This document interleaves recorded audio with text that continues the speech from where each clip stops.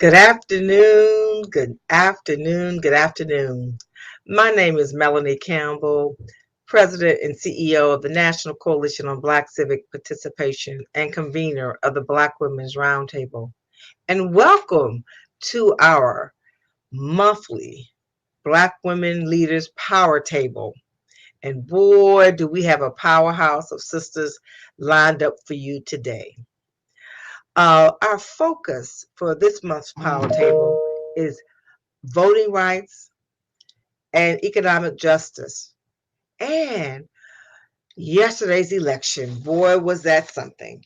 And so we will have some analysis from a national perspective about what happened in Virginia and New Jersey, but we also will have leaders from the states who will provide their perspectives. So stay tuned. I am also glad to partner with the National Council of Negro Women with my sister Janice Mathis, who Esquire, who is executive director of the National Council of Negro Women, who will join us. And I want to also thank Dr. Avis Jones DeWeaver, who will be our moderator for the hour for this couple of hours today. Um, as we all know, last night we saw the election in New Jersey and Virginia governor's races. That many times people say after a presidential election, those governor's races, those state races, give you an idea of what is going to happen in 2022.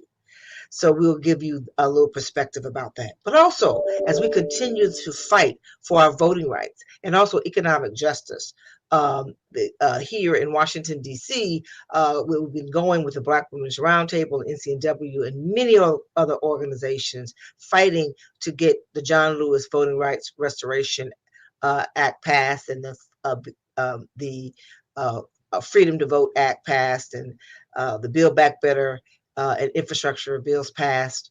We'll have some conversations about that. But I will move now to introduce you all to our co-host of the hour, my sister Janice Mathis. Janice? Good evening or good afternoon. Thank you so much, Melanie Campbell and Black Women's Roundtable, for convening this Power Table Talk on behalf of Dr. Janetta Betts Cole and all the 330 chapters of the National Council of Negro Women around the United States. We are delighted to be your partner in this effort. I don't want to take long, but I do want to say that a friend once told me, you can't let your politics drive your message. Your message needs to drive your politics. As I think about the races in Virginia and New Jersey yesterday, I'm reminded that voters know what inspires them. And those of us who would encourage voters have to understand what galvanizes them. We know that door to door contact works and text messaging works. These races have political implications, but it also has concerns that should rise above politics. We can't make the mistake to think that political concerns outweigh the messages that are being delivered. This is definitely a time when message must drive politics. Voters vote when something they care about is threatened. Think about President Obama's second term in office. That was a time of very, very high turnout. For some voters, the desire simply to replace the previous president, Trump, galvanized voters. We know what the messages are. The voters want HBCU funding. They want Pell Grants. They were promised environmental protection.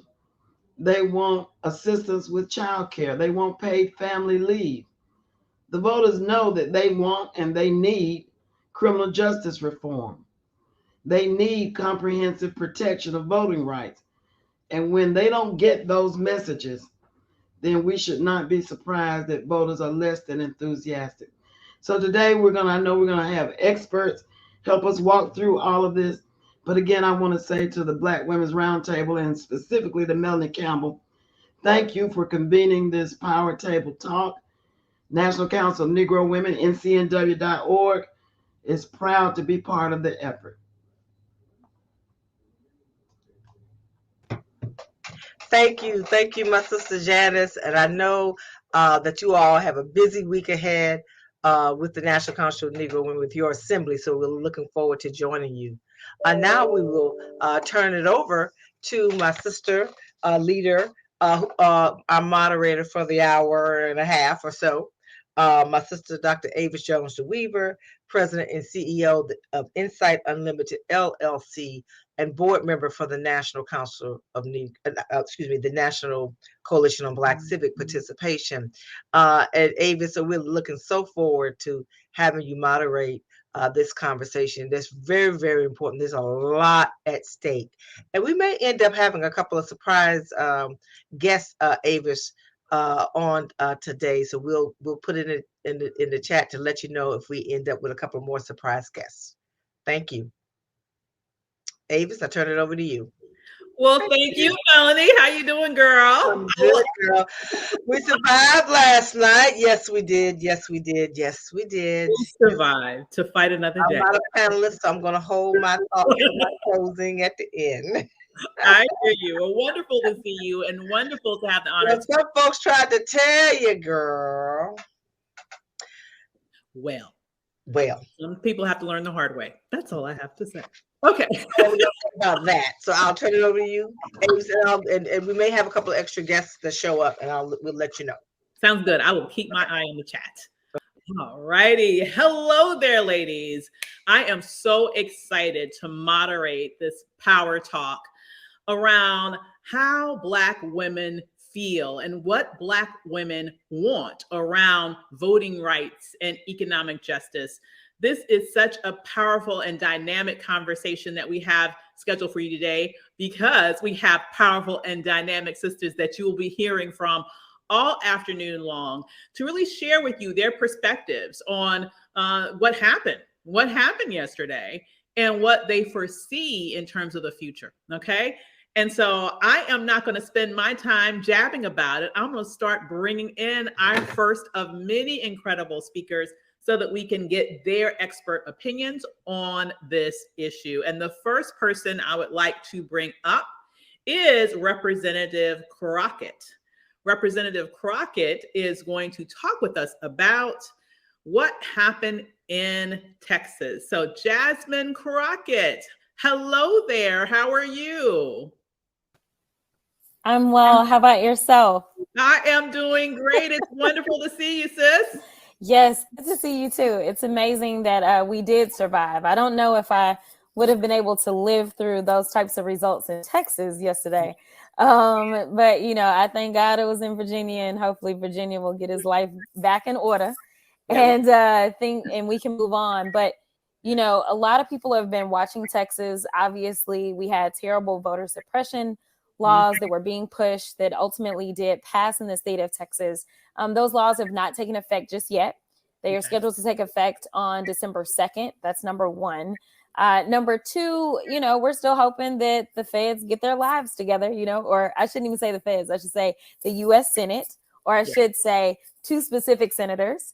We're hoping that they get their lives together and get this legislation passed so that we can have pre-clearance. It's absolutely needed in the state of Texas. As it relates to our elections yesterday, we didn't have very much on the ballot. We had constitutional amendments. We had a terrible turnout. I don't really feel as if, you know, anything was too overly cumbersome. Texas already does make it more difficult than all other 50 states to vote in general, but this is one of those low turnout times for us anyway. I want to say they said maybe about 1% of voters voted. I mean, it was something ridiculous.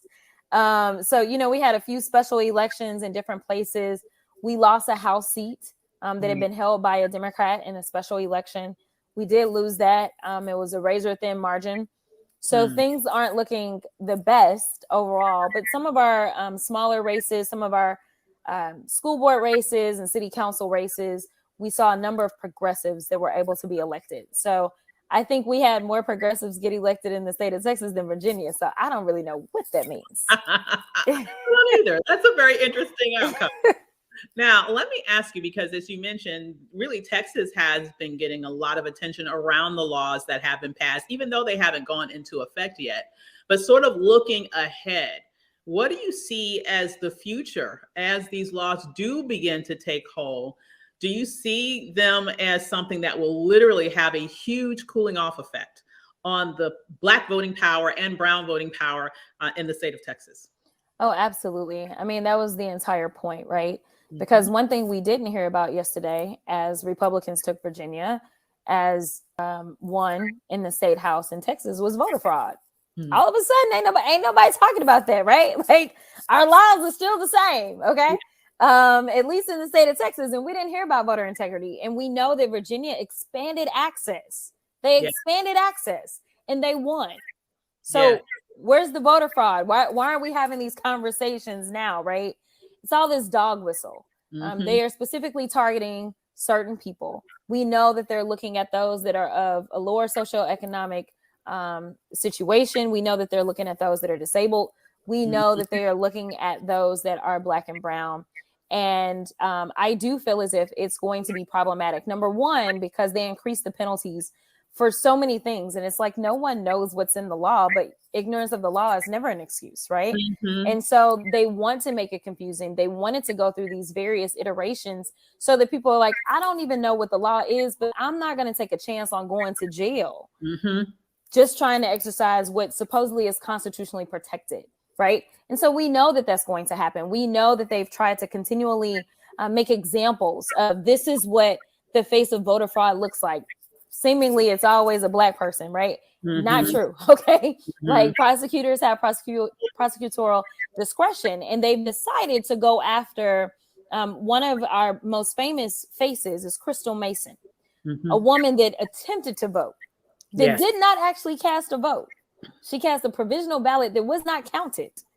And somehow she's looking at 5 years in prison.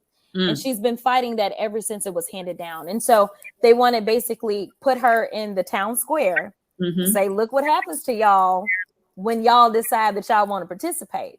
Because if Texas goes blue, Republicans have no chance at the White House, period. Like, they're done. They need all of those electoral votes to go their way. And every year we're seeing a tightening. And so the only thing that they could do was play this game and act as if, you know, one of the things that was mentioned earlier was messaging, right? They put out these messages and lies. She said messaging. I'm saying lying. They've been lying and lying and lying. And that's what they're doing. They're lying and they're stoking fears. And we know, you know, when they do an evaluation of where are the college educated folk voting, where are the non-college educated folk vote, they know what they're doing. And it's absolutely ridiculous. And Democrats keep saying, we're going to take the high road. Let me tell you something. We're going to keep getting like whooped. And I don't think that it's the low road to call somebody out. And I think that that's what we've got to do as Democrats. You know, just like I said, they're lying. They are liars. They have been lying. Okay. There was no voter fraud, yet we had to change all these laws and have all of this legislation that swept through the country. And now Republicans are voting against things such as the Voting Rights Act, something that was reauthorized over and over and over in a bipartisan way.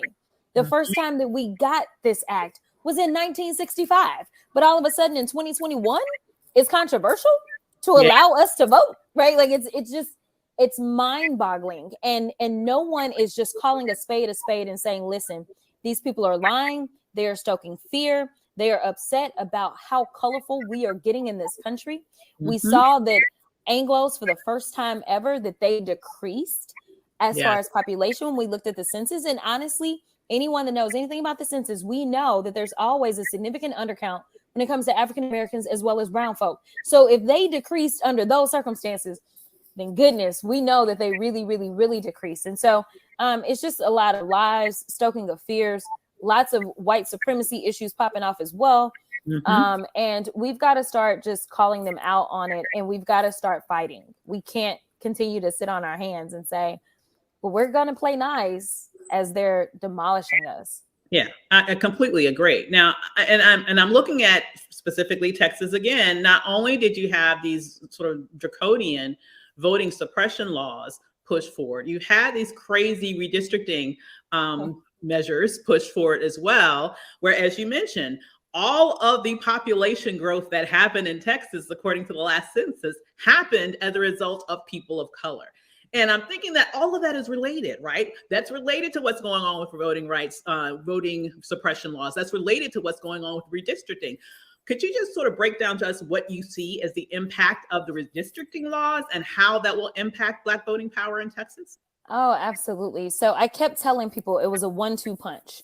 They wanted the voter suppression, and they also wanted to gerrymander these lines in such a way that for the next decade, they could dilute the voices of minorities. So as you mentioned, 95% of the growth was due to African Americans, Latinos, and Asian Americans. And guess how many new African American, Asian American, or Latino seats we got when it came to Congress? 0. The state of Texas was able to pick up 2 new congressional seats because of the growth in the state of Texas. So representative government should look like, right, the people that cause the growth, they get representation. Not in the state of Texas. Like, we're terrible at math, obviously. So no, absolutely not. Instead, 2 new Anglo majority seats were created. Now, let me give you numbers. Like, let me break this down. We had approximately 180,000 new Anglos that were added in the last decade in the state of Texas. Total, 180,000. Each congressional seat alone is 766,000. So somehow we got 2 new Anglo majority seats. That makes up about 1.5 million people, yet they only added a total of 180,000 people. Make it make sense, okay? So the only way that you could do that was by cracking and diluting voices.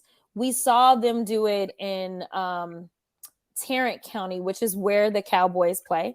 For those of you not from Texas, they play in Arlington, and they actually cut through Arlington, Grand Prairie, and what they did is they basically cut up African Americans into multiple districts, so that now they don't have this voting strength that they should be entitled to, or the fact that we know that we have so many Latinos in the Dallas-Fort Worth area, and they didn't get a new Latino majority seat.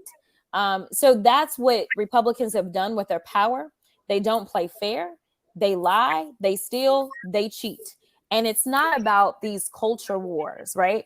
Like, the only way that they can win is if they get other people on board. But typically they are fighting for the top 1%ers or the top 10%ers. That's all they care about.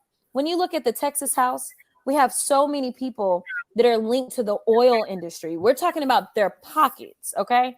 They are protecting their pockets, but you can't win with that type of message, right? Like, you can't win if you're out there saying, hey, we've got to fight for the oil companies.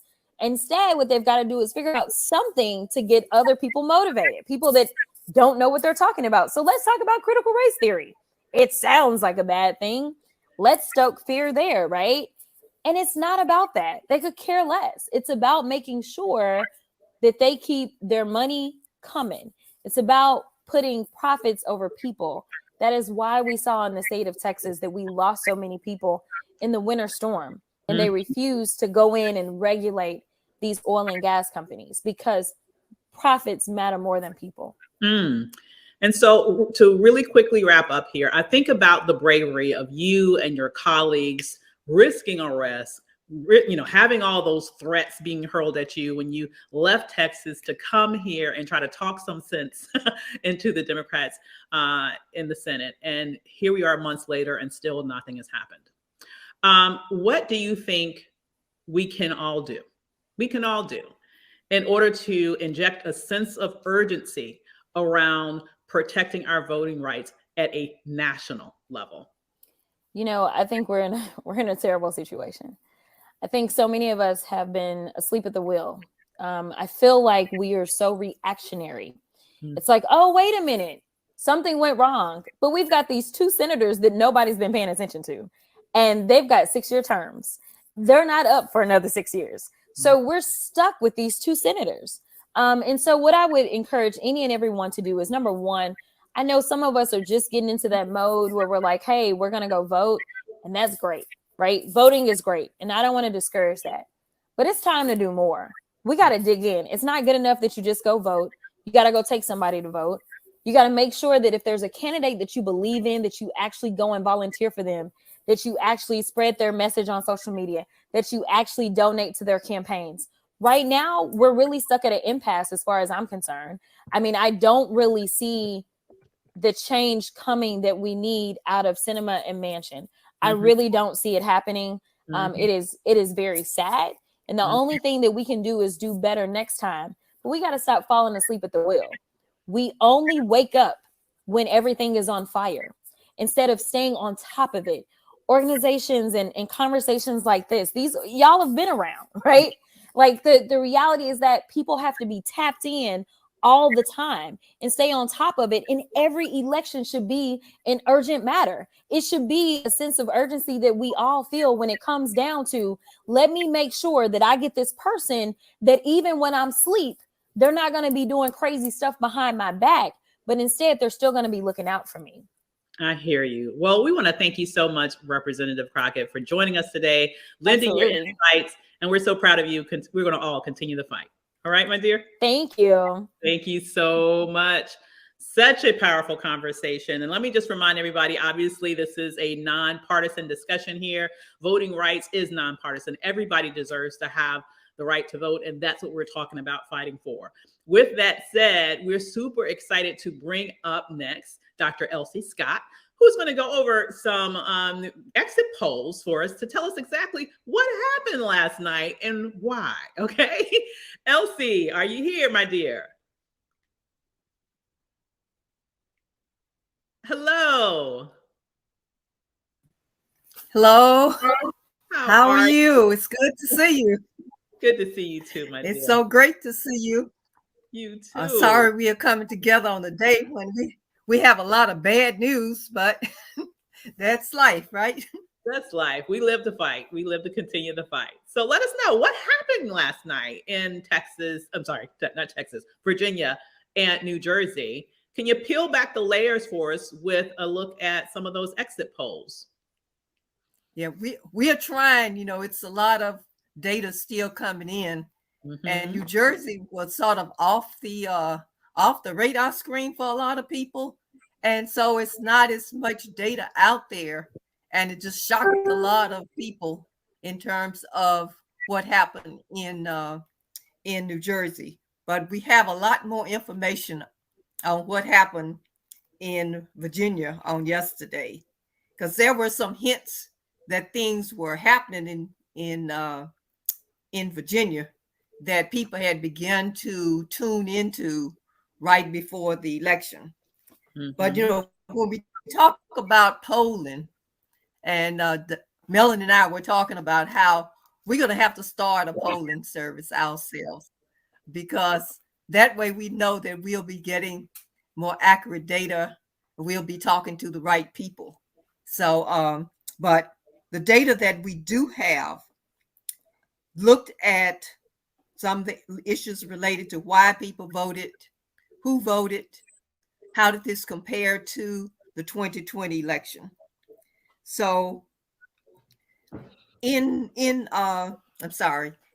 Virginia, that there was a lot of emphasis on Trump, and a lot of people seemed to feel like Trump was going to be the most important factor in this election.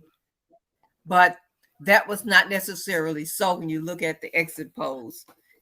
The key issues, according to the exit polls in Virginia, were taxes was number one. The economy was number one. And then you had education, you had taxes that were also of key interest, but the economy and jobs. But the interesting thing, when you look at if the economy and jobs was the most important issues for people that were going out to vote, then why did so many say the economy is doing very well in Virginia, and then you move to vote for somebody who's going to come in and turn over the apple cart of what you're going for? So that's one of the interesting things that need to be followed up on when you start digging down into the data. But when you looked at why did people vote for McCullough, And the top reason they supported him, when you look at the top issues, was coronavirus. They thought he would do better with handling the virus, had better solutions for dealing with it.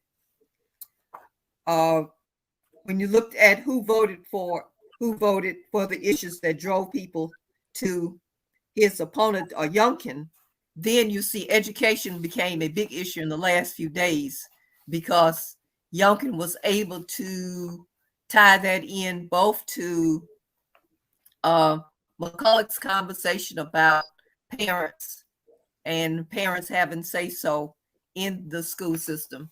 And also he was able to tie it in the last few days into this whole thing of what's being taught in the schools and this whole boogeyman of CRT, critical race theory.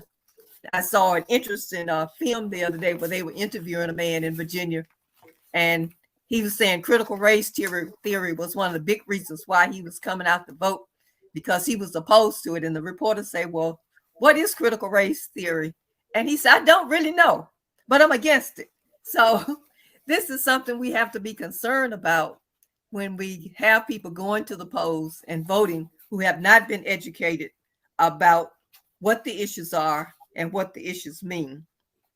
Now, in terms of Trump versus Youngkin, that, so many people saw Trump as being the big issue and one of the big problems here, that we see that when we look at the exit polls, that Youngkin did better, much, much better than Trump in Virginia, because if he hadn't, he would not have won. So he had to pull in more voters from various demographics. But since we primarily have a Black audience here, let me just talk about race. That 74% of the people who voted in Virginia, based on the exit polls, were white. And McCulloch got 38% of those. Youngkin got 61%. Now, Biden had gotten 45% of the white vote in the 2020 election, and Trump got 53%. So Youngkin did better in terms of pulling white voters than Trump did.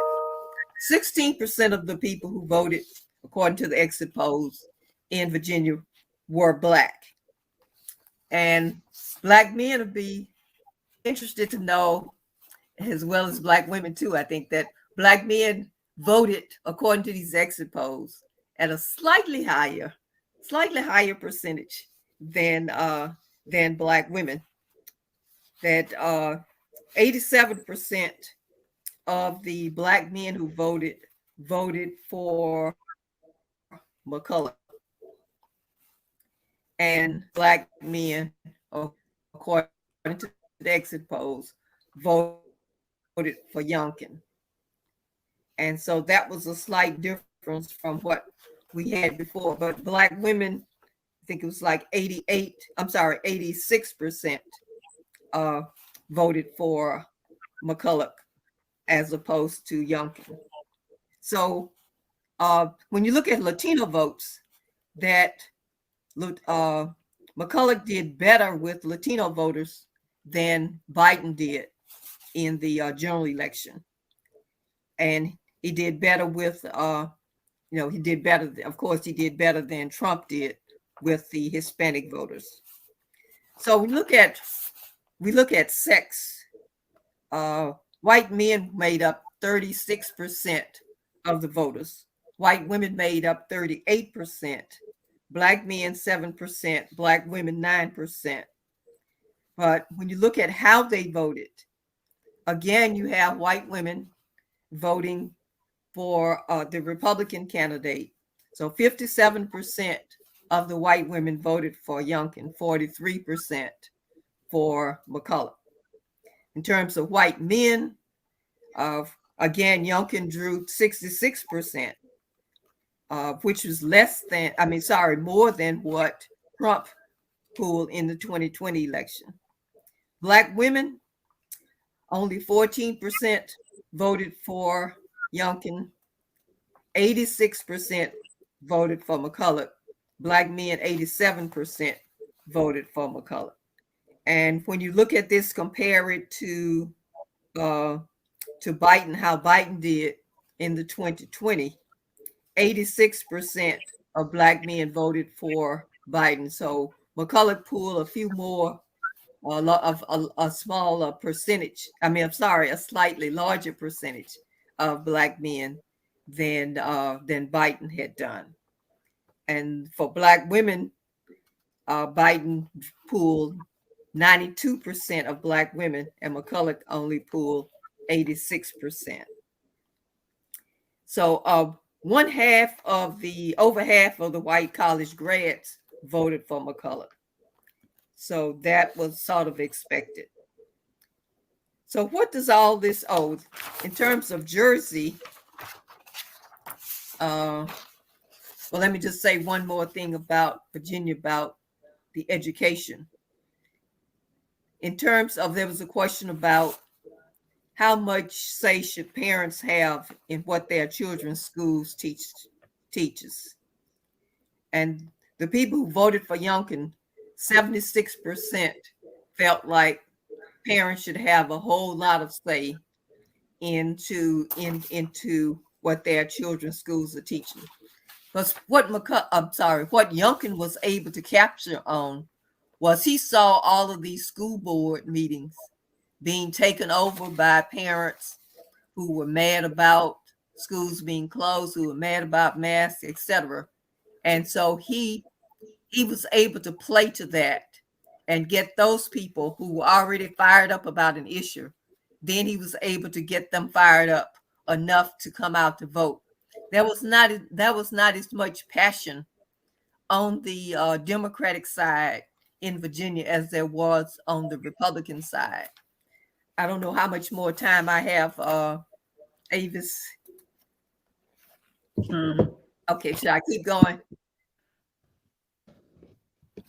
Okay. Well, if you can just wrap up in just a couple of minutes, that would be great. Okay. As soon as you can, if you could wrap up in like about a minute or two, that'd be great. Okay. So one thing, it seems that for New Jersey, from the little polling information I've been able to find, is that New Jerseyans were more focused on New Jersey issues rather than national issues. And it may be because in Virginia, McCulloch brought in everybody from the president and the vice president to the former president. And so some people felt like he was nationalizing the local election. Whereas they say in New Jersey, people were more focused on New Jersey-centric issues and referendums. In New Jersey, taxes was the top issue that supposedly drew people to the polls. 51% cited taxes as major issue. And then the rest of the issues are all over the place. 16% jobs, 13% healthcare, 6% New Jersey transit, 4% crime, 9% others. And it's interesting with the Virginia election that crime was not an issue, even though if you looked at the commercials in Virginia, you saw a lot about crime, especially in the attorney general's race and in the lieutenant governor's race and the governor's race. But it wasn't in the polling. And I don't know whether it was the way the questions were drafted, or what was the reason why it was not as much of an issue. So just sort of to wrap this up, I need to mention, since this is the Black Women's Roundtable, that there was a Black woman who won the lieutenant governor's race in Virginia on yesterday. But, it was interesting that I think the day before the election, or the day of the election, that she was on national TV saying that the Democratic Party manipulates Black voters. And so it was interesting that if you think that the Black voters are being manipulated in terms of who to vote for and how to vote, then what was her recommendation as to how you could stop manipulating Black voters? But to me, it was plain on the intelligence of Black people. If Black people are manipulated in terms of voting, you are suggesting that Black people don't have a mind of their own, and that they are not voting in their interests. And so, to me, that was somewhat of an insult to me as a Black woman. So Absolutely I'll just close on that. Suppose that's the price you had to pay to get on the ticket, but that's a whole nother conversation. Right. Well, thank you so much for sharing with us, Dr. Scott. Okay, thank you, and good luck on the rest of the program. Thank you. I appreciate that. So next, we're going to go for a little bit of an in-depth look at what happened in Virginia. This is kind of like what all the buzz pretty much is about today. So in order to provide us with that perspective, we're going to bring up Crystal Jones to give us a sense of, hey, what happened? All righty. Hey there, Crystal. Hello, Liz. How are you? I am doing great. Wonderful to see you. You too. Okay. Can you give us some behind the scenes perspective on what led up to what we all saw happen yesterday? Absolutely. I think Dr. Scott really actually did an excellent job of giving some of those messages. I think a lot of us kind of knew starting back in the primary. I think that there were a lot of people, and that actually played out yesterday. There were some concerns just about what happened. I mean, as most people probably know, there are actually 3 African-American candidates who were in the primary, 2 who were Black women. Some people just weren't too excited about how it ended up. So I think we knew there was going to be somewhat of an enthusiasm gap starting from then. But a lot of people did move forward. But I think throughout the election cycle, while voter turnout did increase for didn't do too badly, I should say, for African Americans, and Dr. Scott definitely gave that summary. There was a concern. I mean, I think just people felt the concern. And so in addition to some of the national concerns about Black turnout and that people were saying might happen in Virginia, I think the primary definitely played a part. I will reiterate, obviously we did have the first woman and the first woman of color, a Black woman, elected to lieutenant governor. And so as you all were saying, that's a whole nother conversation, but that is a fact. I think it's also important to recognize that with Virginia, because of the delays we're having in redistricting, we will be having elections for the House of Delegates next year. So there actually was a flip. It went from Democrat to Republican. So there will be another election in terms of House of Delegates next year. In terms of how Black candidates fared, in addition to the lieutenant governor candidate, there was a net loss of 2 seats for Black women in the General Assembly. And then also, but there were some success stories at local races across the state. For example, Narendra Pleas in Suffolk City in the Tidewater, Newport News, Virginia Beach area. She will be the first Black and the first female Commonwealth attorney in Suffolk City. So while there were, as a lot of people may be disappointed today, there's a little bit of glimmer of hope and increase in voter turnout and some successes in terms of Black candidates. Right.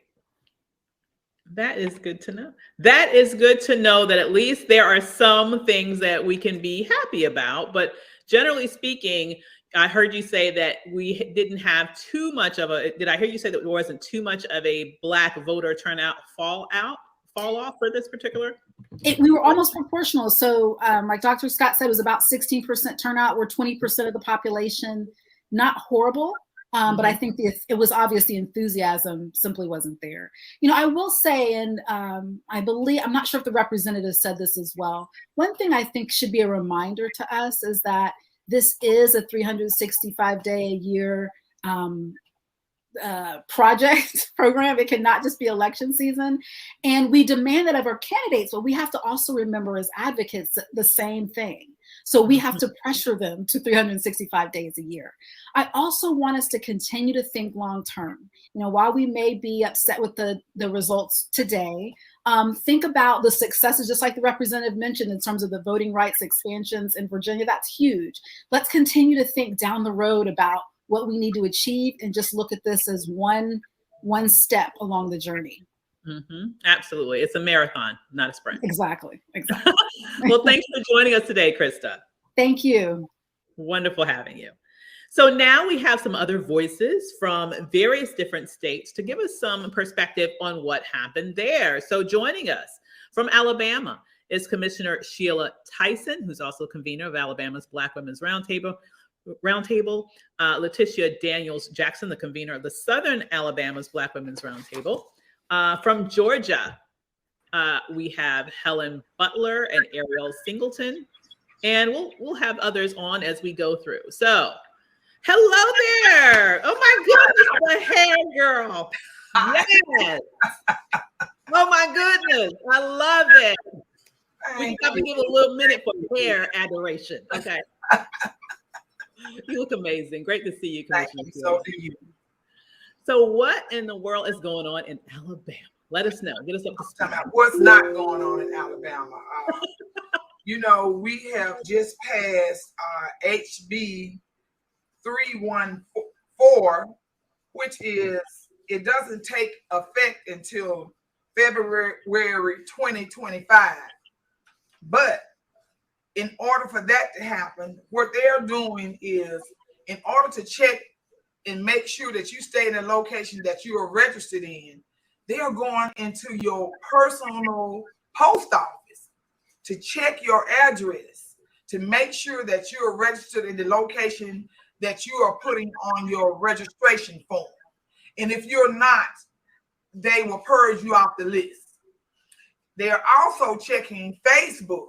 If you are ordering material from Facebook, they will go to Facebook, check that mailing address where you're mailing your items from, and they will purge you off the list. They give you 90 days. Once they send you a card, the card that they send you, you would just look at it and think that it's junk mail. You really wouldn't, unless you just sit and read it. The writing is small. So do we have a fair opportunity to really make the corrections that they claim that we don't stay in this residence? Because I order stuff and I send it to my sister's house, because I can't mail stuff to my house if I'm not at home. I need someone at home, and she's at home, so I mail it to my sister's house. So that don't mean that if I use another address, that don't mean that I don't stay there. That means I use another address. So you can't go by that. You should be going by what's on my ID and what bills that I have, utility bills and all of that that comes to my house. So why do this state have to do that? Because we have complained about over the 400,000 people that they have purged from the list. So what they're doing, they're going through the back door in order to purge us off the list. So of course, Alabama is the only state that will create a bill number HB 285, which is not, it doesn't even exist. This bill that they are doing doesn't exist. It's curbside voting. We do not have curbside voting. So how can you stop curbside voting in Alabama? And it don't exist. So that means if you're disabled, handicapped, and you don't have the ability to get to your polling spot or get to the county courthouse, that means that you will not get an opportunity to vote, because the way that they got absentee voting right now, it's just impossible for you to vote, because you have to have a ID that they require. They require a state ID with the state seal on it in order to verify that you are that person. You can't have your work ID. You can't have your Medicaid card, your utilities. Right now, IDs are very expensive. So what if you can't afford to purchase one? I know plenty of people who don't have a state ID. So they are at it again. They're doing what they do. They're at their best at what they do, and that's purging the voters from the voting roster. My goodness. Wow. I'm telling you that they are busy, aren't they? They are busy, but the citizens have to stay, they got to stay woke. They got to be prepared for this. Every day is voting day. Everything that you do consists on who you put in office. They go from the local elections all the way up to the state, all the way up to the federal. These people are making decisions on your life. And I think that we need to really, really realize that how important our vote is. Black people, we are moving people in these positions. We are putting them over our tax dollars. I shouldn't have to beg you every time we need a bill paid, we need something that's for Black and brown people. I shouldn't have to beg you for my tax dollars. I think that is so unfair. We need to understand that we carry the power in our hands, especially here in the state of Alabama. We have so many hidden votes that people do not have access to the polls. They are being purged off the voters roster. They are being moved from one box to another. They go to 5 boxes. They don't have transportation. The public transportation here is awful. You have a lot of rural areas. We have hundreds and thousands of hidden votes that's sitting in the block that we can't get to because we do not have the infrastructure or the funding to move these people from their home to the voting box. So that's why it's so important that you pay attention to the South. The South is making all of these rules. We are the reason that it's a John Lewis voting bill on the books now that we're fighting for out of Shelby County. Yes. So it's some things that we can do in the state of Alabama, and we are working hard on it, Dr. Avis. And I feel like it's a lot of things that we are going to shock everybody with next year. I hear you. Well, thank you so much for being in that fight, Commissioner Tyson. You are always in the battle. I want to thank you for your hard work because we need you. Thank you. Thank you. Absolutely. So I'm excited now to bring up representatives from both Georgia and Michigan to tell us what's going on in those various states. So please welcome, as we bring up on the screen, Helen Butler, who is the convener of Georgia's Black Women's Roundtable, as well as Ariel Singleton. And by the way, Helen is Miss Cover Girl. Congratulations. And from Michigan, Stephanie Moore, as well as Tamika Ramsey. Hello, hello, hello, everyone. Hi there. Hello. Well, I want to start off with Helen and Ariel. If you can give us a sense of what in the world is going on in Georgia. Okay. Hey there, Tamika. All right. Well, let's say Georgia just finished our municipal elections yesterday. We had some 300 plus cities out of the 536 cities in Georgia that had local elections. Some were elections of mayors and city councils and school boards, but some were just referendums on taxes, special taxes.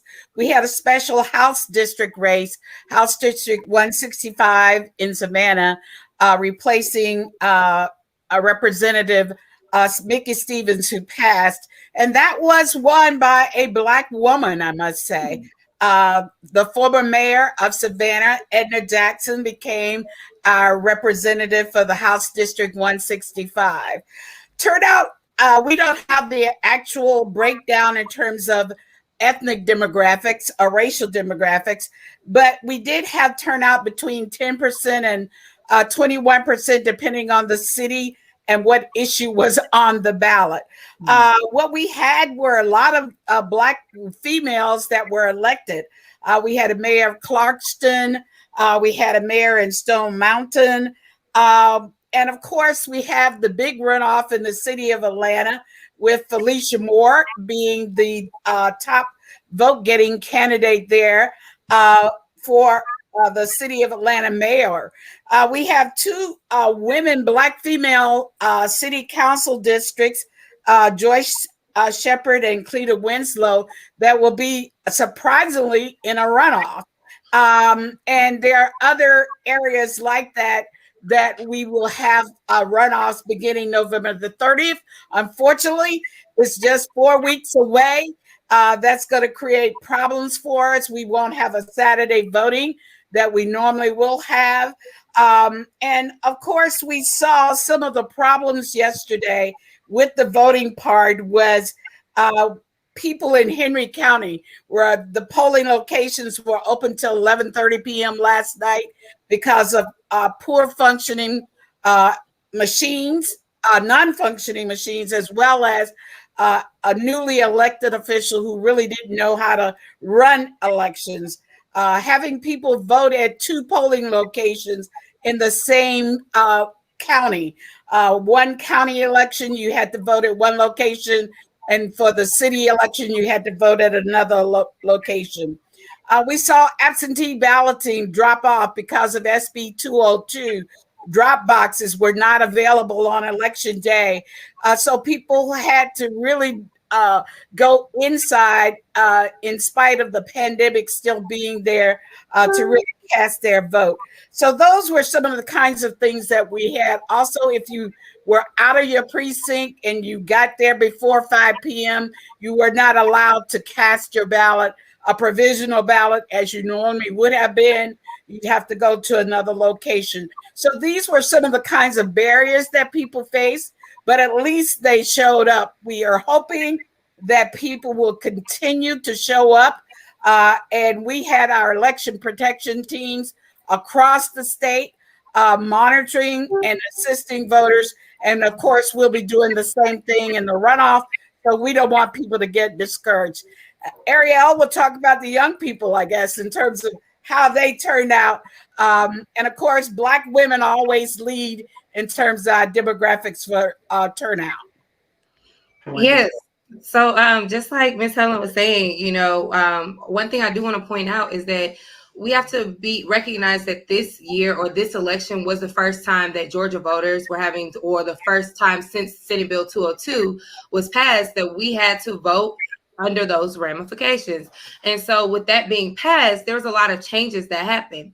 So one thing we noticed, like, we don't have the numbers, we don't have the exact demographics as of yet, but we did visibly notice that there was a lower turnout rate. There was maybe some voter fatigue going on, people having to get back to the polls and knowing that Senate Bill 202 was kind of in the air or a cloud over their voting for whatever reason, may not have showed up. But through that, individuals persevered. They still got out and vote. Individuals were voting.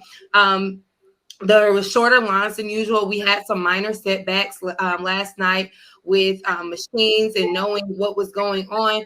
Other than that, though, people showed up and they showed out. So I was really proud. Unfortunately, like I said, we don't have the direct numbers. But when it comes to Black youth, we are really trying to stay on them and trying to get them more civically engaged. So we saw where in the general election of last year that they showed up and they had record numbers. This year, we were hoping for a little bit more engagement. However, we're keeping them on. So we have a runoff, like as mentioned, that's happening November 30th. So trying to get them back out there and knowing the importance.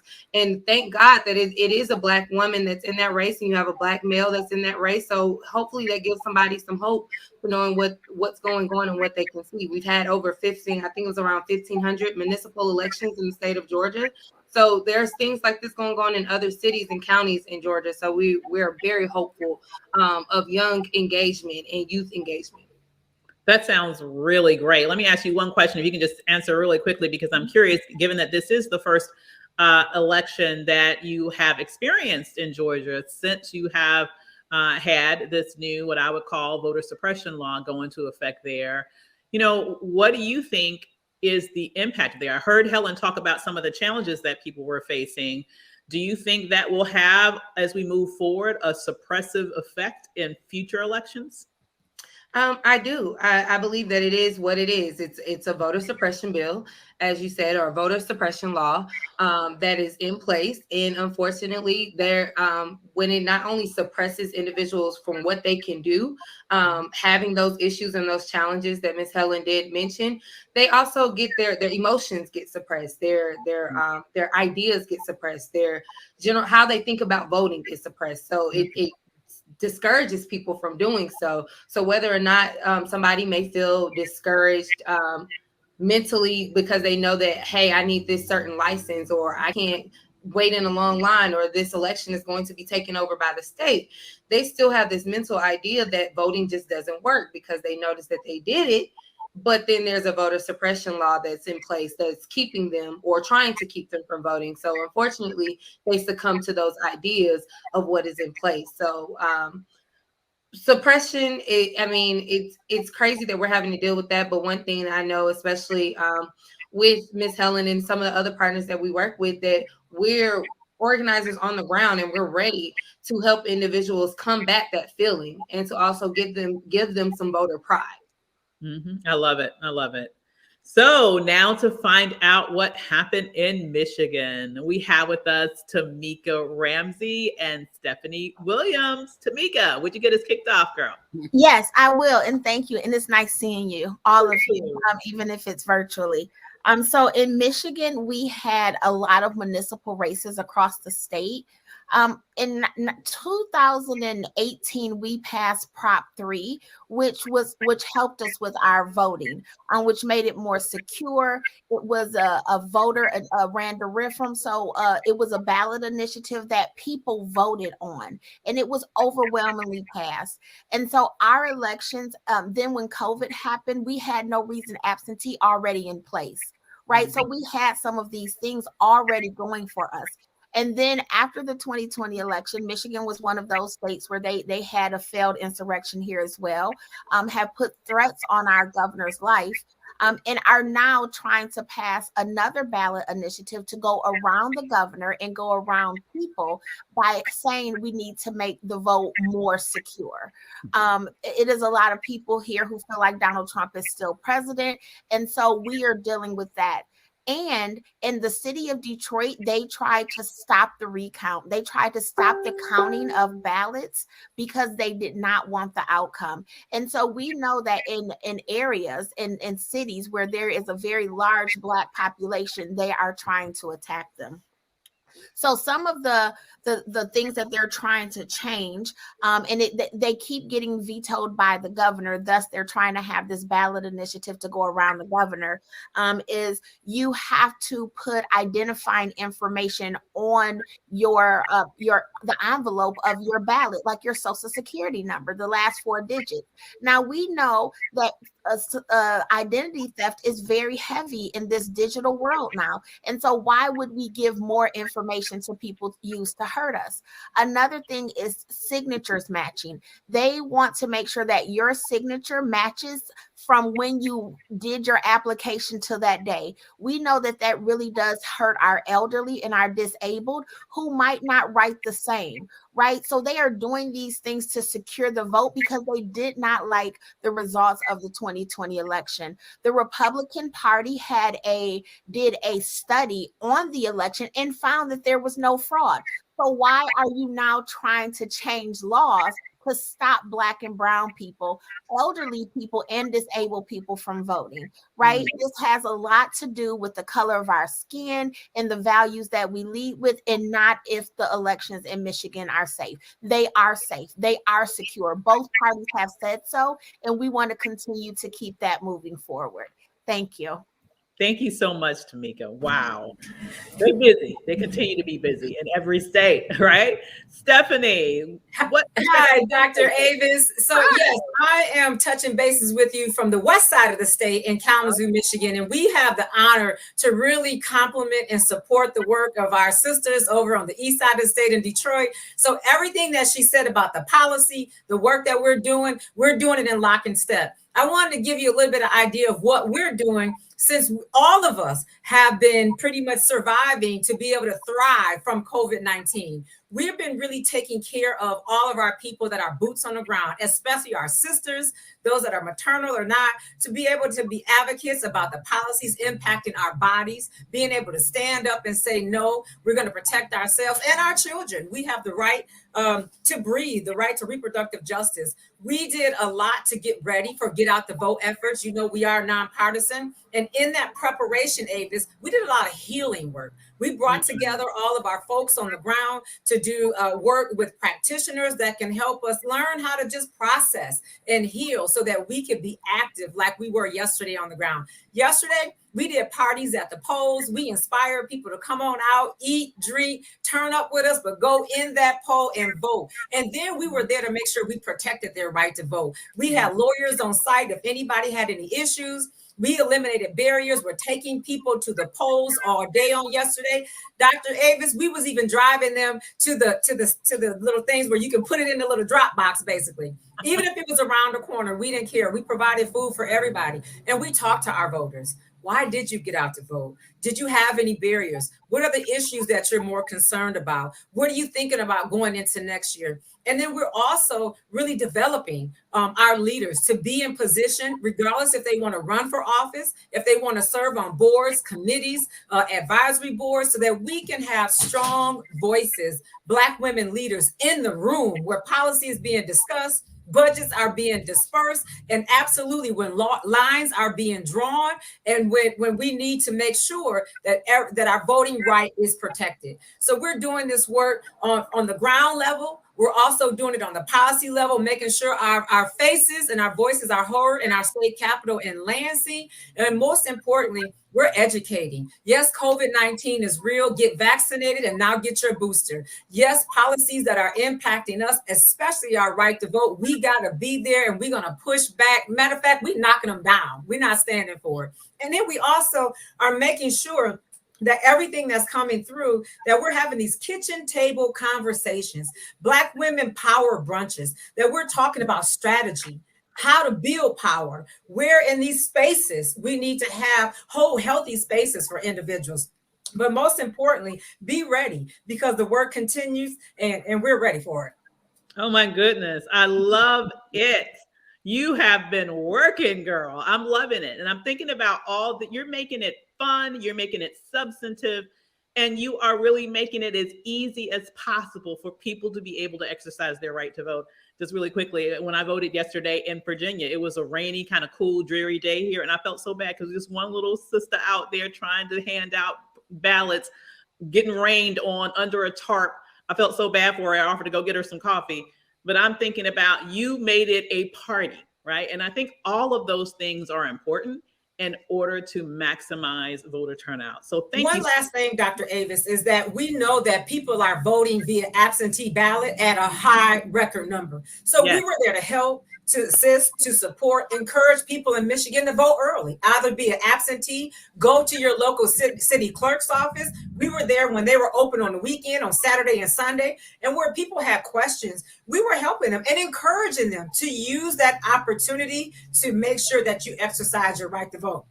And we also made sure we hit our brothers and sisters that were incarcerated in jail, that had not been convicted, that had the right to vote. They had access to their ballots, as well as education on how to vote. So it's a well-rounded, we can only do this under the leadership of Melanie Campbell, our support with the Black Women's Roundtable and NCBCP, and all our sisters in these states around this country. We are here. We are fearless, unbought and unbossed, and not going anywhere. And you're fierce. So thank you. You all left no stone unturned. So congratulations, each and every one of you, for all of your hard work. I have no sort of hesitation or no doubt that you're going to continue the fight. So thank you so much for all of your great work, everyone. Thanks for joining us today. So next, we are going to hear from BWR members from Mississippi, Ohio, and Pennsylvania, who will share with us all of the different perspectives from their respective states around addressing the vote. Okay, what happened? All right, so from Mississippi, we have Cassandra Welchland. From Ohio, we have Periette Talley. And from Pennsylvania, Dr. Judith Moore. Hello, everyone. How are you? Hey, everybody. Great to see you all. So I'm going to start with Cassandra, to the right of me in the Brady Bunch boxes. What's going on in Mississippi, my girl? Good to see y'all. It's really good to be in y'all's presence. So Mississippi did have several elections across the state yesterday, several special elections. just a little bit of background. Mississippi, has some of the most restrictive voting laws in the country. We have no early voting, so I get jealous every time I hear y'all talk about a mailbox drop or you can have this many days. We ain't got that. We have absentee voting. That is our early voting. Wow. We also have to show, of course, our ID when we go to the polls. And there's a lot of voter roll discrepancies where voters are being removed. Voters who are eligible are being removed, from the rolls. And also,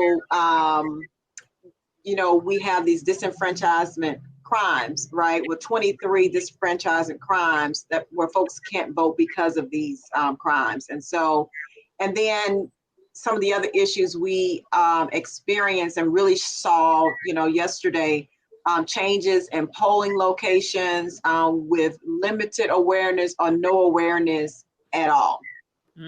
We experienced that. So particularly on yesterday, we had 4 special elections across the state. It's too early to really know what the data is around Black women turnout, but we usually, like as Ms. Helen said, turnout regardless. So we'll know that in about a couple of weeks. There were 2 Black women candidates the races that we had yesterday, there was 2 Senate races, there was 1 House race, and then in one county, which I am in, which is Hinds County, we actually had 3 races, a sheriff race, a constable race, and county court judge race. And what I would say is that we're having a lot of Black women getting elected into judgeships, which is pretty amazing and incredible. And we've been on that trend. But yesterday, there were 2 Black women candidates that did very well in the county court judge, subdistrict 1, and they will be the judges for, and this is the judgeship for youth court. And so one of those women won that yesterday, Judge Carlin Hicks.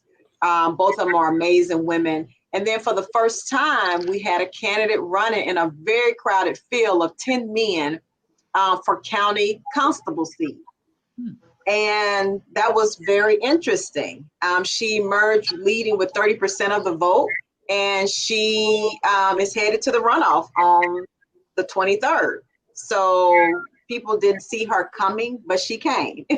And she got 30% of the vote. So we're seeing in the sheriff race, we had, I believe, 3 women in the sheriff race yesterday. There was a crowded field, I think of about 13. We had 3 Black women that were running, or 2 Black women that were running in that election.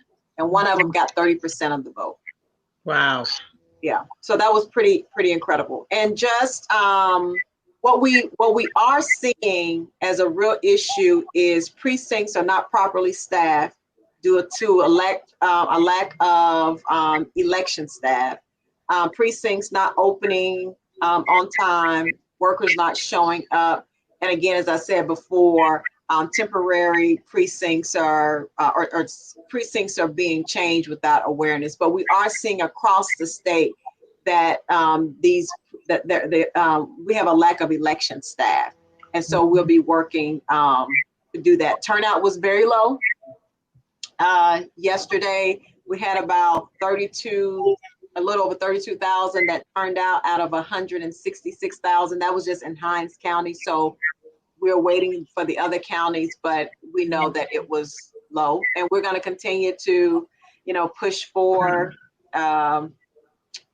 voting laws, get people more access to the polls. And because we understand that, policy tables should reflect the people's kitchen tables, where we got to have leaders and people having access to the polls in order to get the right leaders there. Indeed. And I'll just say one thing.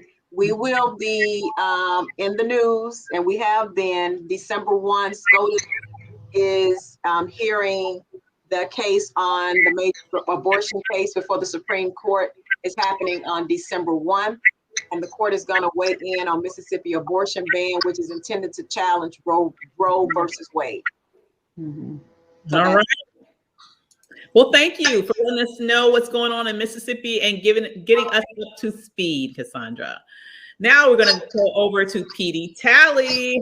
Petey, what's happening in Ohio? Hey, Dr. Avis, so good to see you. So good to also see my sister from Mississippi and Pennsylvania and the other speakers. First of all, I want to congratulate the people of the 11th Congressional District for going to the polls and voting in the special election to fill the vacancy that was left when Marcia Fudge became the Secretary of Housing and Urban Development. Think about it. Clevelanders have been without representation in Congress since February. That's a little over 7 months of not having a voice in the crucial issues that are being debated by this Congress. But now the people of Cleveland will have a representative who will make sure that their issues have priority in Congress. So I want to congratulate Congresswoman-elect Shontel Brown on winning that election. I'm also really excited for a particular race where Black voters elected for the first time in the history of Lima, Ohio, a Black woman as their mayor.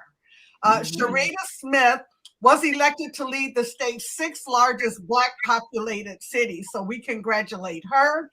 There were 2 Black women who were appointed to Toledo City Council following 4 members of City Council who accepted suspension when they were federally indicted last year. These 2 Black women were elected along with others to 4-year terms.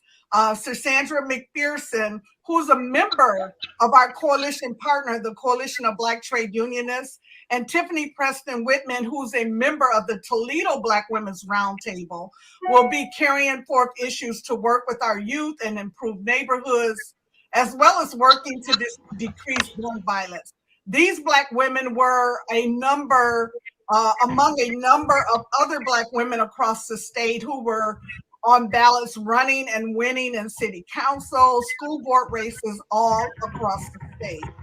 Another bright spot where Black women made magic happen was in Cleveland again. Black candidate Justin Bibbs was successful in running a strong grassroots campaign, becoming the first a young mayor to lead the city of Cleveland, the first time a new mayor was elected since 2006. But mostly I'm excited for a citizens initiative, Citizens for a Safer Cleveland, issue 24, which was led by Black women, including the mother of Tamir Rice. They prevailed along with other mothers and loved ones who lost loved ones to police killings. So issue 24 is going to create a commission to oversee police conduct, investigations, and discipline, report and advise about police community relations, and oversee police trainings. It was a huge win for the citizens of Cleveland to be able to have a voice around these police killings that will give more equity. Now, all of the winning that we did across Ohio does not necessarily mean that there was a great job done of mobilizing voters. Voter turnout in Ohio was up slightly over 2019 when it came to voters casting absentee ballots. But in cities that had key races like in Cleveland, like Columbus, Cincinnati, Toledo, voter turnout never reached higher than 25%. What that means, Dr. Avis, is that 75% of registered voters did not feel motivated enough to go and get involved in the process. So we still have a lot of work to do. And while we are not aware of a lot of issues that happened yesterday at the polls, we know that low voter turnout is the result of systemic voter suppression, confusing election administration rules, gerrymandering, massive voter purges, misinformation, racist voting laws. That is the problem, not necessarily the people not going to vote. But we're going to journey on in Ohio. We're going to continue to get ready for the very important 2022 midterm elections, where the Ohio executive branch offices will be on the ballot, along with a United States Senate race for 2022. So we're going to continue to prepare between now and then to make sure we do have better and greater turnout, and that the votes of Ohioans are protected in these elections. Wonderful. Well, thank you so much, Petey, for all of your hard work. We all feel better because you're on the job. Next, Dr. Moore, what's happening in Pennsylvania, my dear? Hello, how are you? And to all of my sisters. Well, the good news is Pittsburgh has elected their first Black mayor. He received 71% of the vote. That means white, Black, men and women of color, young and seniors, voted for him. So we're excited about that accomplishment. Also, we are excited in terms of the judicial election results. In 5 Black women being elected, 1 judge of the Superior Court, and 4 judges of the Court of Common Pleas. The bad news, which I'm finding out is not as bad as I thought, but the bad news is less than 23% turnout. An example of that, what we saw throughout the whole day, is that one particular area has a total of 600 votes possible. Only 18 people came out to vote. So we're concerned about what's going on there. Also, we had provided committee chair training, which was made available, but it still needs to be re-examined. In terms of voter suppression, there were none on the election day in terms of exercising, our rights and commitment to vote. But there is a push, though, to suppress past suppression laws. And also, we have several lawsuits stemming back from the last presidential election. But we are not discouraged by it all. We're just going to really, like all the other sisters are doing, pushing our way forward. We're looking now at starting a Black youth vote. We figure we can start early, starting in the high schools, and begin to explain to them the importance and what's involved in civic engagement activities, that if we can get them to be engaged in that we can begin to create a whole new generation of those who are committed to the democratic process. Thank you. That sounds wonderful. Thank you so much, Dr. Moore, and each and every one of you for all of the hard work that you're doing in Mississippi, in Ohio, and in Pennsylvania. Thanks for joining us today. Okay. Well, we have a super quick break coming up next. It's just 2 minutes. So if you need to make a run to grab some water or something, do it, and then come right back right after this break. See you soon.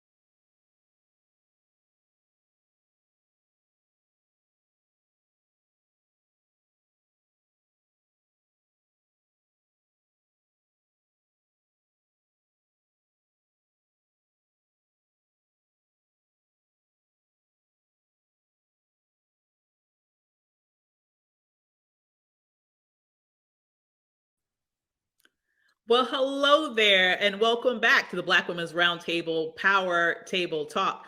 You know, many of you on this stream have probably heard of the Build Back Better Act, right? But you probably are asking yourself, what exactly is that, and how does that impact the lives of Black women? So, to answer those questions, we have an incredible panel for you today as we round out this program. Please welcome Carol Joyner, the director of the Labor Project for Working Family and Family Values at Work. Hi there, Carol. Hey there. April Barrett, president of SEIU, Local 2015. Hey there, April. Hey. Hey, and also Joycelyn Tate, senior policy advisor for the Black Women's Roundtable. Hey there. I'm sure she's coming in just a second. You guys are going to tell us a little bit about how this act impacts Black women from various different aspects. Okay, with that said, we're going to go ahead and get started with you, Carol. Can you tell us a little bit about what Black women and families can expect with regards to this initiative as it relates to the care economy and paid leave? Thanks a lot, Avis. Good to see all of y'all. Good to be here with you, April. There is a lot. I would say that the framework that the president released about a week ago had a tremendous number of policies in it, and many argue that they are probably the most monumental policies to impact the lives positively of working people ever. Bigger by proportion than the New Deal. They go to the heart of women, families, kids, community. It's a real sort of statement about where this administration puts its, heart with regard to, workers and their families. And so, say that, one of the main, what they sought to do was to address the items that were left out of the infrastructure package. So we know that an infrastructure package passed the Senate some time ago, and that package was mainly focused on, our hard infrastructure, bridges, tunnel, that sort of thing.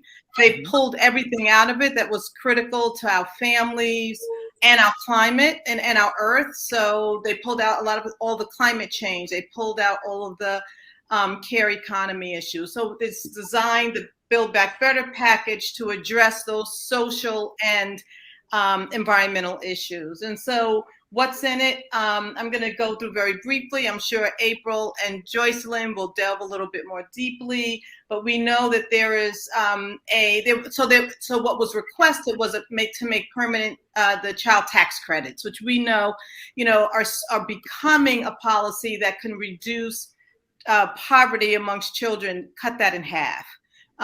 We know that there was a significant housing funding in it for all families across the United States. We knew there was a significant climate policy in it that had a big focus on clean energy.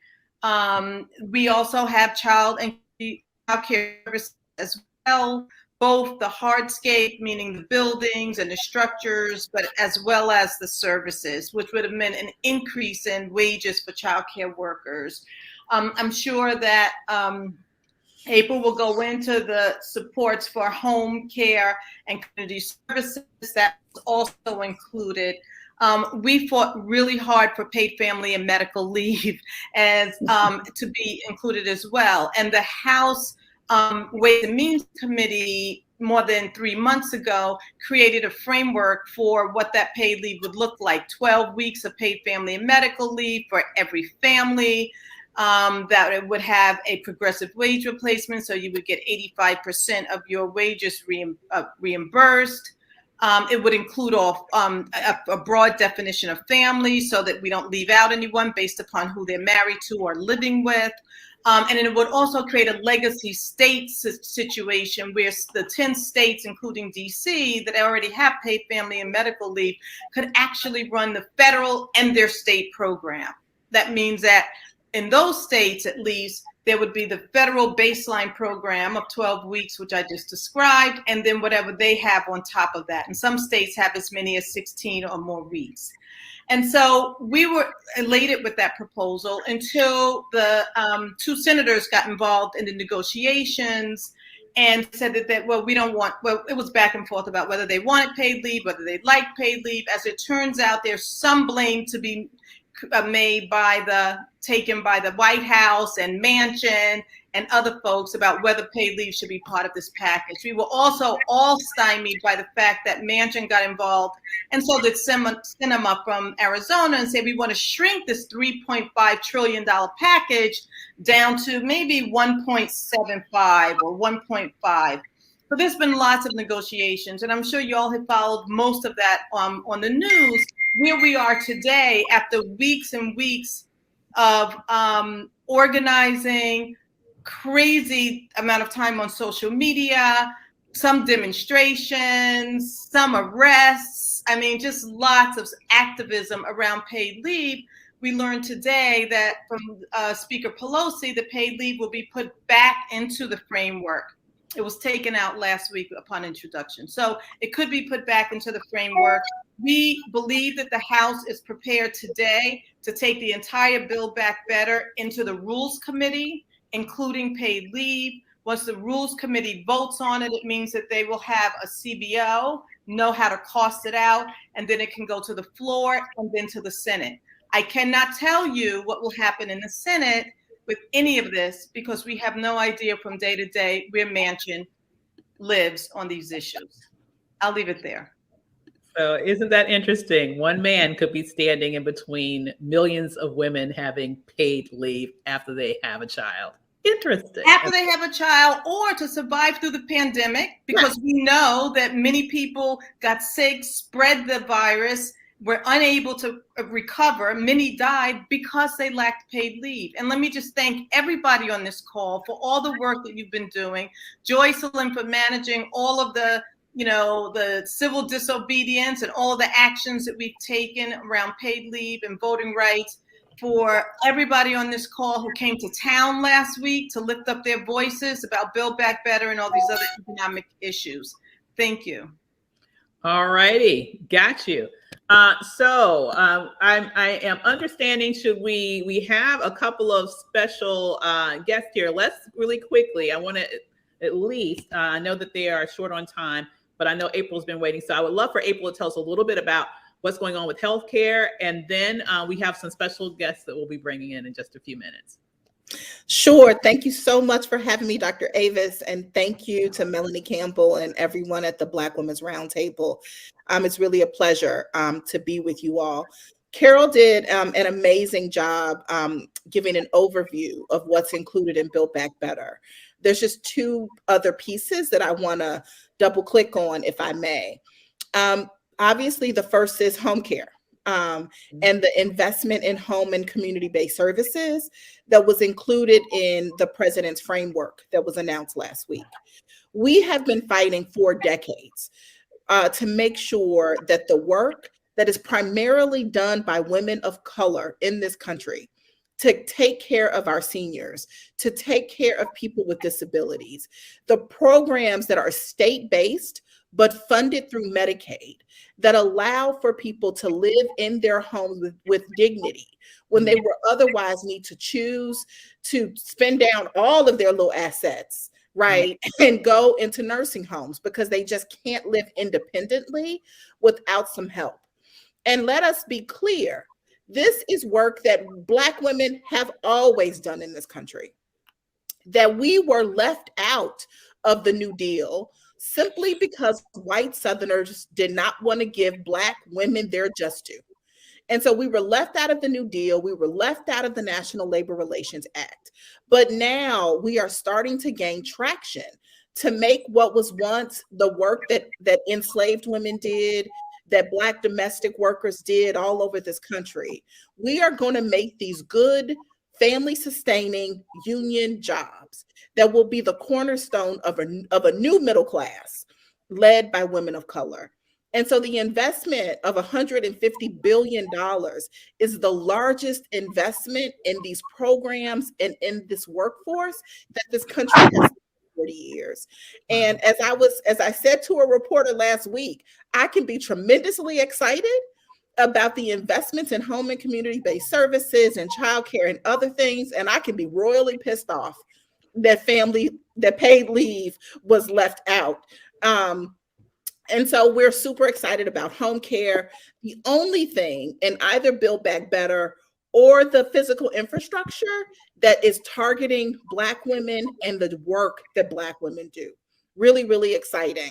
I also want to lift up the immigration provisions. The president earmarked $100 billion for immigration. We don't yet have a lot of details about what that means, but I think we kind of lose track of us in the immigration conversation because it's so focused around our Latinx sisters and brothers for really good reason. Where I live in Los Angeles, a third of the Black population in the county of Los Angeles was not born in the US. And so let us not forget that we are there, right? And that they are working out the details around how Build Back Better will help immigrant families with benefits and allow them some sanctuary to continue to be in this country. I'm so glad. Thank you so much. And I'm so glad that you raised that last point, because oftentimes when we hear about immigration, we rarely look at it through a Black lens. So it's very important that you lift up the fact that we are diverse and we are not all born here. Many of us came here through that particular mechanism. So thanks for raising that up. Next, I would love to hear from Joycelyn. Can you share with us a little bit about issues around jobs, around housing, around education, the environment, things like that? How are those issues addressed through Build Back Better? Uh-oh, you are muted, dear. Hi. There are right now there's a $4 billion that's allocated towards education. And what it's allocated for is childcare and preschool programs funded for the next 6 years. Now, it expands access to preschool for 3 and 4 year olds. And for some families, they will pay no more than 7% of their income. It also there are also provisions to increase the Pell Grant that people use to go to undergraduate school, the federal monies that people use to go to college. But it's only increasing it up for about maybe $550, which we really know with the cost of education, that's not a lot. It's helpful, but it's not a lot. We would like to see it raised more. There's also money being targeted to schools and for infrastructure development in public schools, and it's being targeted to schools that need it the most, which we know a lot of times are the schools that are in the Black and brown community. So we really want to see that money ramped up and into those schools. Now, what's been left on the cutting room floor as far as education is concerned, the 2-year free community college program for all students has been put on the cutting room floor.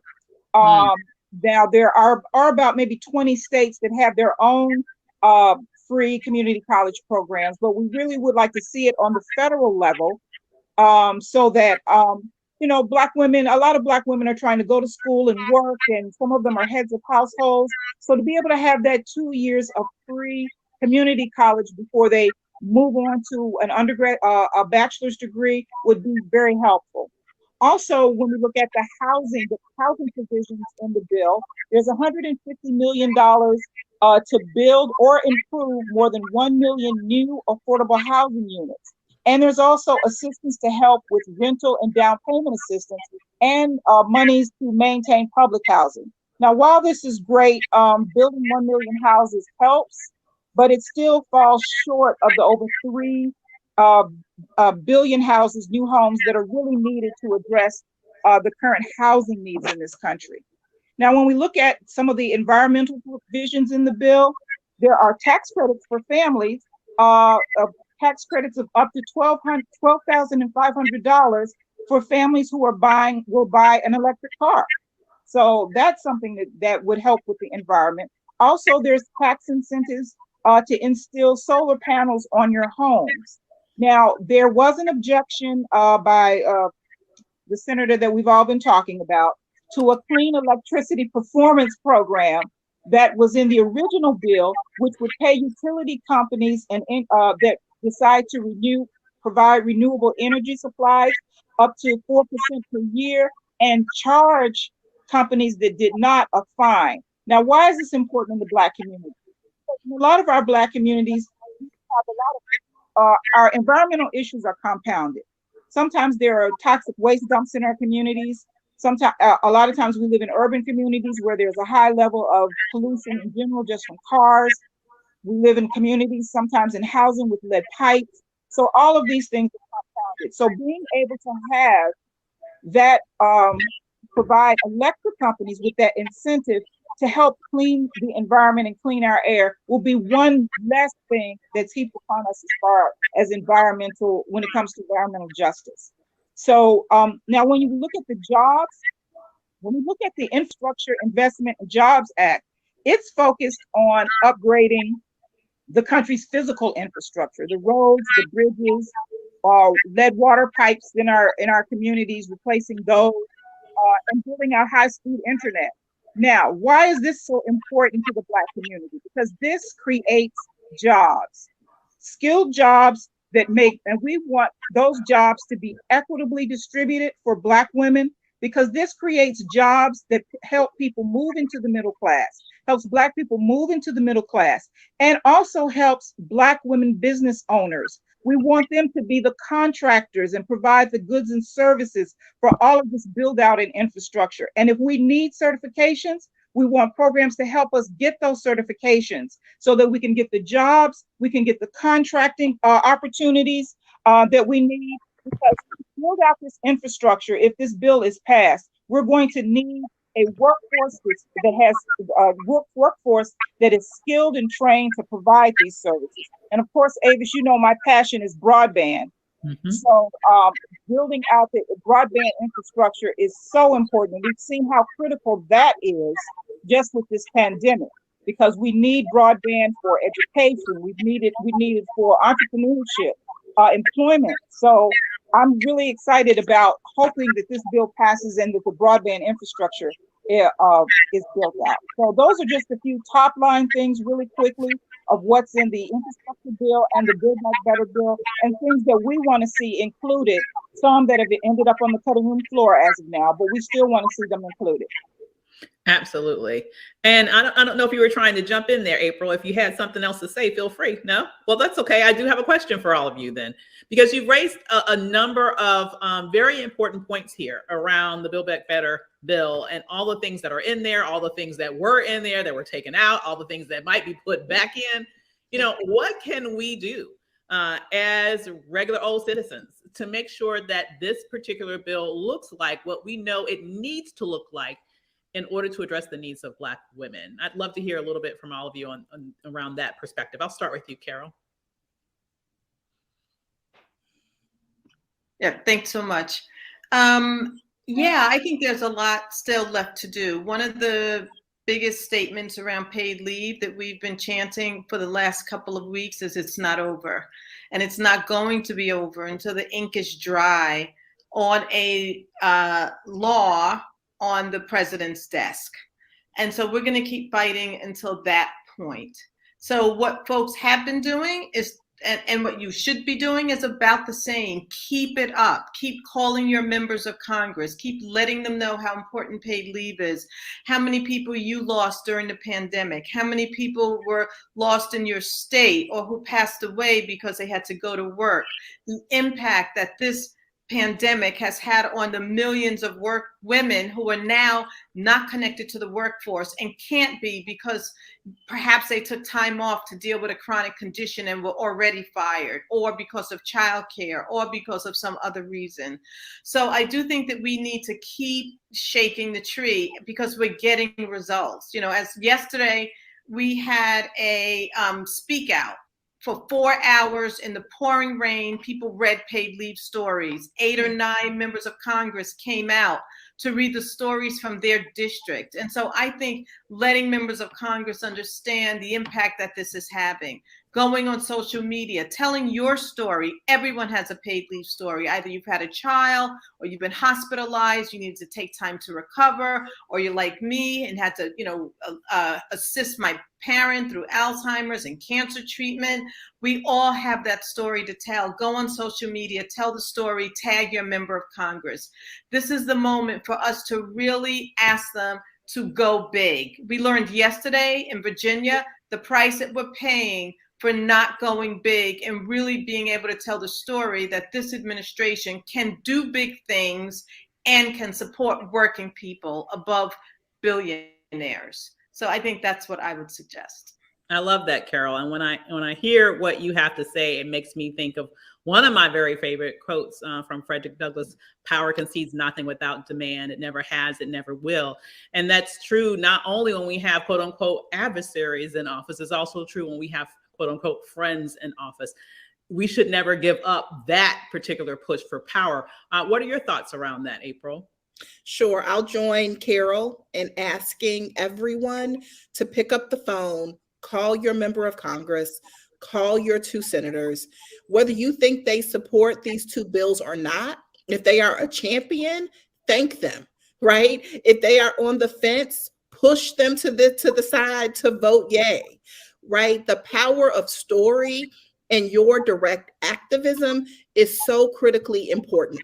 They think that we are not paying attention, right? They are going to go home next August expecting us to vote for them just because we have always voted for them. We have to let them know that we are watching, that we are paying attention to what they are doing on our behalf as we send them from our communities to advocate for us in DC. So they're your elected representative. You put them there, use them, pick up the phone, call them, email them, tweet at them, right? Do whatever is best for you. And the power of story is important, right? Everybody has a story, right? You got a home care story because your auntie, your uncle, your grandmama, somebody needed care. You have a paid leave story. You have a childcare story. We have immigration stories. And it's important that we use our voices and we lift up how these policies will affect our communities. And as Carol said, we got to tie it to what happened yesterday. We are going to see people run from progressive policies because they think that is what the signal that was sent yesterday. We have to help them interpret what happened yesterday, as Carol said, is because we did not go bold enough. I think had we passed the bill already, we would have seen a different result, right? We cannot let the moderate voices take control, right? I like to say we cannot allow the loud few to overshadow the quiet many. It's time for the quiet many to roar. I love it. And Joycelyn, if you have in just like about 1 minute or less, your thoughts, anything else to add? Well, look, my sisters have summed it up beautifully. And we vote these people into office, and we need to let them know that they're there to represent us. And if they don't represent us and what we want and our needs, we can vote you out. You're not there for life. So tell your story. Make that phone call. Don't think that it doesn't make a difference, because it does. I love it. Well, thank you all so much for all the work that you all do each and every day to make sure that our interests are in fact heard and acted upon. Thanks so much for joining me today, ladies. Thank you. Thank you. Bye. So, wow, this has been such an amazing and powerful talk with all of these power sisters. But guess what? We have one more power sister to come up here and wrap us all out. And that is the incredible Melanie Campbell. Welcome back, Melanie. Hello, hello, hello. I tell you, we could go another hour. And Avis, thank you. Bring Avis back. I want to talk to my sister. Bring her back up here. So Avis, I thank you for always just responding at a minute's notice. We're trying to give you at least 2 minutes notice to moderate this really critical and timely conversation today. As I had to step away, the Senate attempted to vote on the John Lewis Voting Rights Restoration Act. And guess what? They weren't able to get it done. Why? Because the Republicans are still being obstructionist. So you had a 51-49 vote on the bill. And so again, the filibuster has to go. We have to get our voting rights passed. The thing that we know as Black women and the role that we play when it comes to Black political power in this country. We're going to have to keep fighting, but we cannot organize ourselves in the situation we find ourselves when it comes to protecting the right to vote and the ability for us to build and maintain and keep power for our communities to be able to thrive like everyone else. So I thank you and all the sisters that were on today, and thank you everyone. Thank you, Roland Martin Unfiltered, for partnering with us again today. We appreciate you helping us to tell our stories and to speak truth to power. So tomorrow, Avis will be back on Capitol Hill. We'll be there for a briefing tomorrow with Congresswoman Terry Sewell, who will be hosting a briefing for us to kind of see where things are. And then we're going to have another speak out. We've been doing this Black Women and Allies calls to action since July 15th, and we will keep going back. And we will keep coming back. Thank NCNW and all of our partners who have worked with us on this Black Women and Allies calls to action. We will continue to use all the tools that we can to organize and to keep demanding that our voting rights are protected in this country. There is no option to set it aside. So we will use every tool. We will do civil disobedience. We will, and I heard Jocelyn and some others say, we can vote you out. There is a midterm election next year, and we will do all we have to do to make sure our community's voting rights are once again restored and protected. So thank you. And also everybody listening, I'm gonna give you a number to call. I'll give you some homework if you don't mind.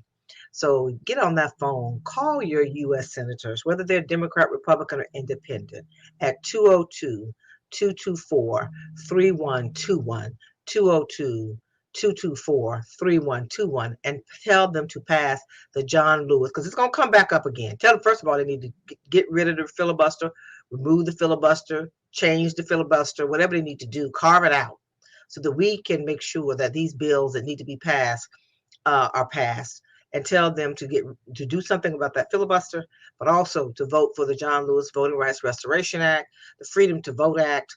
Also, go ahead and pass the infrastructure bill and the Build Back Better bills. Part of the things that you heard today is that because of gridlock and what's not happening in Washington, D.C., and the nation's capital, on Capitol Hill, I think a lot of impact did have an impact on the election yesterday. So we may be a little frustrated, maybe a little down, but we are not out of the fight.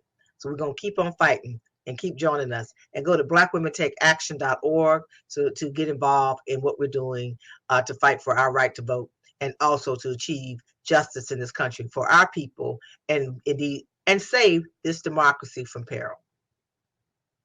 Have a good rest of your day.